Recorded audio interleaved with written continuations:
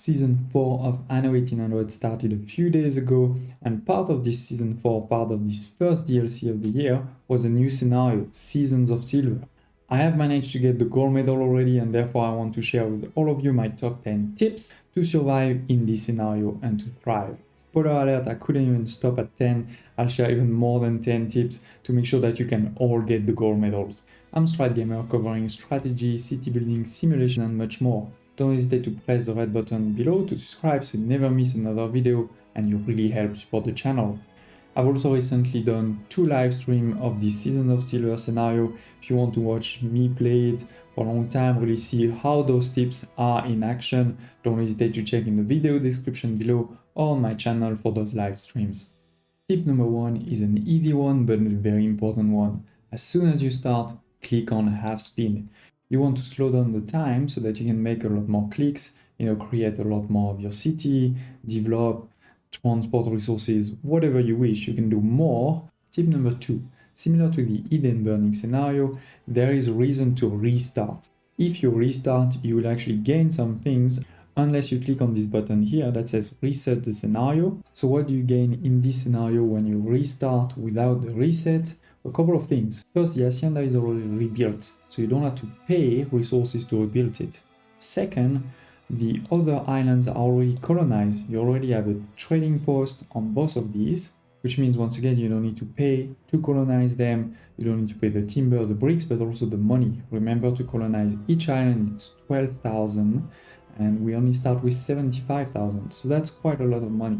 And then lastly, you also start directly with the cargo ship that is given by the quest, so you don't have to pay again to get that in the quest. So obviously by doing that you save a lot of resources, it makes it easier at the beginning, but you don't have to do that to get the gold. To be clear, I've gotten the gold right after a reset, so it's definitely not needed to do it, but it's a good tip if you're struggling. Tip number 3, exponential growth. It's all about growing as fast as possible. For example, at the beginning you want to be producing tons of timber. You want to have a lot of lumberjack huts. The more timber you produce, the more houses you can have, and the more houses, the more workforce that can work in those lumberjack huts, and again, and then to expand to all of the other resources so that you can cover the whole island, all of those 3 islands. In this scenario, there are only 3 resources which are really limited. It's the clay, the iron ore, and the oil. So the earlier you can produce all 3 of these at full speed, including the plus 50% working condition, the more you'll basically have of these by the end of the game. In particular, you should start the clay productions as soon as possible. Pretty much every building in the game will require bricks, and this will be definitely a limiting factor for you in the early game. Speaking about clay, we have clay on 2 islands. Your main islands where you start, there are 3 clay deposits, and the smallest island of all 3, this one here, which also doesn't have a lot of fertilities, only niter deposits, but it does also have 3 clay deposits. And so the tip here is you should actually colonize this one as soon as you can. This is the second island you should focus on. It's not that island here. To be honest, you don't need the linseeds very early, you don't need the caoutchouc or the coffee very early, and you actually never need tobacco, in my opinion. Tip number 6. We may not have access to any items, to the newspapers, or the museum in this scenario, but you do have the working condition, and you need to use them. You need to use the plus 50% from day 1 to the final day as much as you can. Putting plus 50% productivity will definitely negatively impact your happiness of your people. To manage that, you can also sometimes use minus 50% for productions when you don't need them. What do I mean by that? At the beginning of the game, I had plus 50% on wood and on timber, and that was very important at the beginning of the game. But then, later on in the game, I had so much wood, so what I can do is be a bit sneaky, and for those productions that I don't need in the moment, I can put minus 50% so that there is a positive impact on my happiness.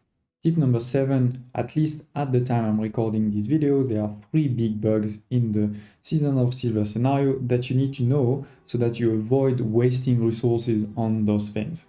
By the way, here I am on a Trello board that is owned by Ubisoft, by the Anno 1800 team, where they show some of those issues, some of those bugs that have been found.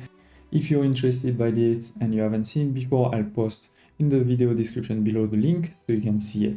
And the 3 bugs we're going to talk about are indeed here. There's 1 here and 2 there.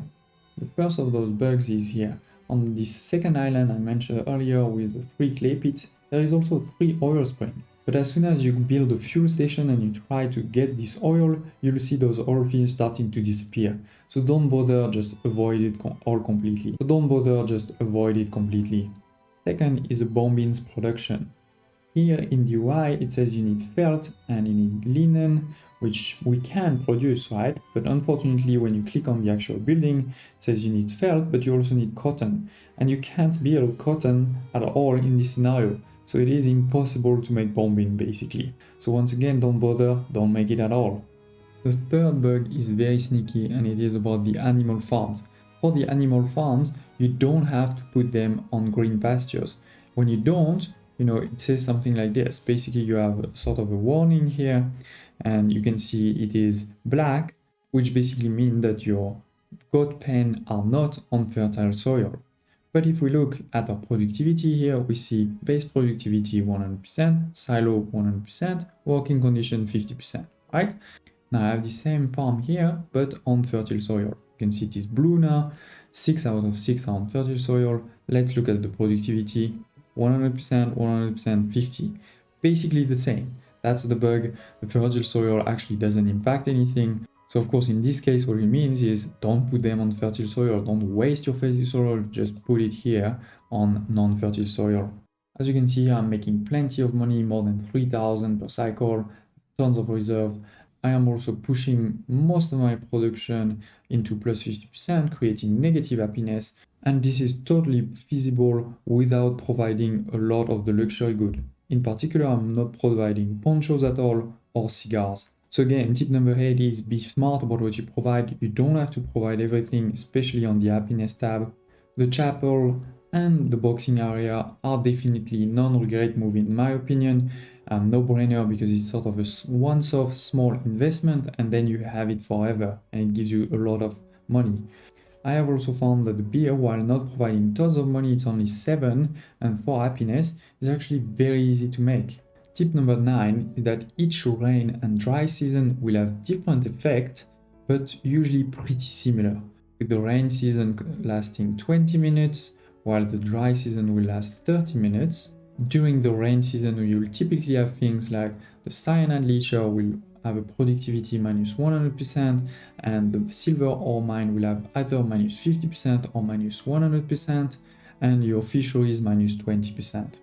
While for the dry season, you typically increase the farm and lumberjack hut productivity, even if it's worth noting there's one dry season where the productivity of farm is actually decreased. What it means is you have to be a bit dynamic between the seasons. You can stop a number of your production during the monsoon season, for example your lumberjack huts. And the second element is because of those different effects, I think you want to be producing slightly higher than the theoretical amount you need, to have a bit of reserve for when something happens. Before we talk about the important tip number 10, don't leave right away after, because I actually have a few bonus tips. Tip number 10 is about all of those optional quests. First of all, the word optional is very important. You actually don't need to do them. Let's say you don't like any of those options, that is fine, just ignore it. The second principle for all of those quests is they try to trick you. They're hoping that you always prefer to gain something now and see that maybe later you'll need to pay something for that, whereas this is actually the opposite of what you should do. Why? Because your city is getting bigger. It's getting bigger and bigger, right? You get plus 50% productivity now. Sure, it is great, you get a small bonus now, but then your city will be bigger when you get the opposite, when you get the productivity minus 50%. Versus this one, yes, sure, now you're taking minus 50%, that's a pain, but later your city will be bigger when you get the plus 50%. So it's always take the pain now instead of later, but at the same time, if you don't like those things, just ignore them. You can move and destroy buildings. When you destroy them, you typically get half of their cost, but you can also move them. For example, feel free to move your hacienda from its base placement to this side here to have a huge space that's easy to play with. Number 12, your hacienda actually has policies. There are 3 policies: reduced rations, liquid courage, and caffeination. They are different from the base game, but still very powerful. Especially in the early game, you see here this one. It says increased consumption of rum and schnapps. In the early game, you probably don't need all of those things, right? When you're really just starting. Tip number 13 is, like in the base game, hacienda quarters are basically useless. The small increase that you get in density is not worth the additional goods, in particular in this scenario, because for the alcohol, the schnapps, and the hot sauce, you will need a lot of fertile areas that you don't have at the beginning, so you don't want to have this. On top of that, they cost more to build, including bricks for jornaleros. You'll need a lot of bricks at the beginning, so don't waste it on jornaleros quarter, especially as you can't even upgrade those jornaleros quarter into obreros. You would have to delete them and then build those ones. It's crazy. Don't go for it. Tip number 14 is be smart about which production you put in the hacienda versus which you put in the oasis here that you have at the beginning, also which you use tractors on. What do I mean by that? Well, the corn farm here has 168 modules. The sugarcane plantation actually only has 128. But then in the hacienda farms, they all have the same. It's all 100. 100 for this one, 100 for that one. So the gain of putting a corn farm in the hacienda is a lot higher than putting a sugarcane farm. Tips number 15. The basins fill up more rapidly during the rain season than they empty during dry season, which means that over time it will definitely get fuller. Each season you will have more in. As you can see here, for example, by the end, with those 4 here, I had 640. That is huge. That is a lot more than what you need. So the tip here is, don't think you need 10 basins or even 4 like I did here, because you're missing a bit of fertile land during the first few cycles. It will actually come. There is a max capacity. You can see when you hover it here, the maximum field capacity is 150. So you do need to take into account that 150 when you're planning, but don't think you need a lot more than that. You can see here, I haven't even colonized this second island where you can get linseed, and I still have sails. I have 12 sails. When you destroy the ruins at the beginning, there is one that gives you 12 sails.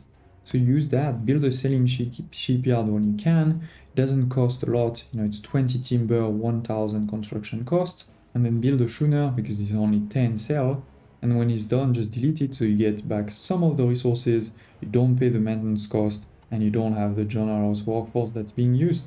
I have one last tip remaining for you, but if this video has been useful, don't hesitate to press the like button, to share in the comments any thoughts or further questions you may have. Scenarios are all about time, so the final tip is how about you can gain a few more seconds. As soon as you launch, the cinematic starts, press escape, because the timer actually starts as soon as the cinematic starts. Again, thank you for watching, and I hope to see you next time.